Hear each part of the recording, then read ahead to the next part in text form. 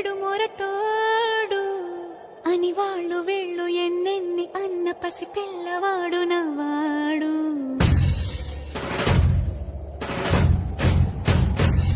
విడు ముండోడు అని ఊరు వాడ అనుకున్న గాని మహారాజు నాకు నవ్వాడు.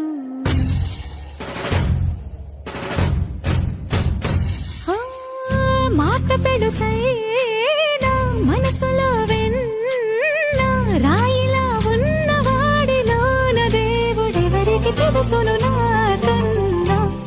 సూసేకి అగ్గిరవ్వ మాదిరే ఉంటా